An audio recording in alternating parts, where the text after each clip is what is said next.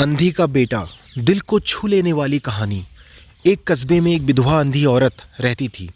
उसका एक बेटा था जिसके पालन पोषण की सारी जिम्मेदारी उसके कंधों पर थी।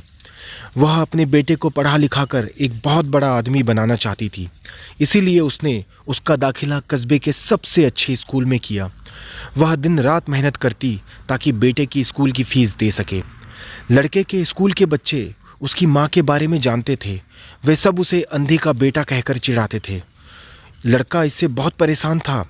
उसने अपनी माँ पर शर्म आने लगी। वह उसके साथ कहीं भी आने जाने से कतराने लगा था।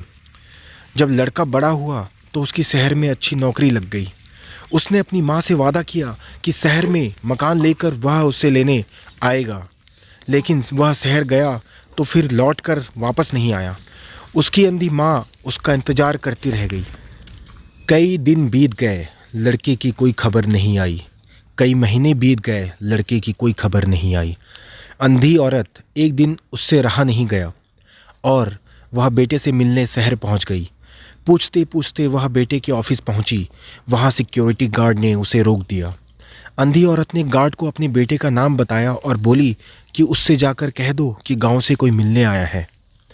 गार्ड ने जाकर उसके बेटे को बताया। बेटे ने ऑफिस की खिड़की से देखा तो उसे अपनी माँ गेट के बाहर खड़ी नजर आई। अंधी औरत वहाँ से चली गई।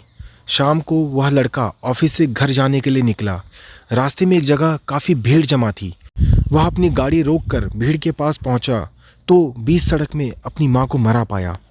उसके हाथ में एक चिट्ठी थी जिसमें लिखा था, बेटा, बड़े दिन हो गए थे, तेरी कोई खबर नहीं मिली। चिंता हो रही थी, इसीलिए तुझसे मिलने चली आई। तू तो अब बड़ा आदमी बन गया है। तुझसे मिलना अब शायद मुझ गरीब की किस्मत में नहीं, लेकिन मैं बहुत खुश हूँ तेरे लिए। तूने अपना ही नहीं, मेरा सपना भी पूरा किया। मलाल रह गया कि तेरी तरक्की देख नहीं सकती। काश बचपन में तेरी आंखों में सरिया ना घुसा होता और मुझे तुझे अपनी आंखें ना देनी पड़ी होती, तो तेरी तरक्की अपनी आंखों से देखकर सुकून से मरती। तेरी अंधी माँ। यह पढ़कर लड़का फूट फूट कर रोने लगा। जिस अंधी माँ पर उसे शर्म आती थी, उसने उसके लिए कितना बड़ा बलिदान किया था। वह आत्मग्लानि से भर उठा और ज़िंदगी भर खुद को माफ़ नहीं कर पाया। दोस्तों, अपने माता पिता अपने बच्चों के लिए अपना सर्वस्व निछावर कर देते हैं। उनका हमेशा सम्मान करना चाहिए। और अगर आपको ये कहानी पसंद आई तो प्लीज़ इसे लाइक, शेयर और हमारे चैनल को सब्सक्राइब ज़रूर कर दीजिएगा। Thank you very much.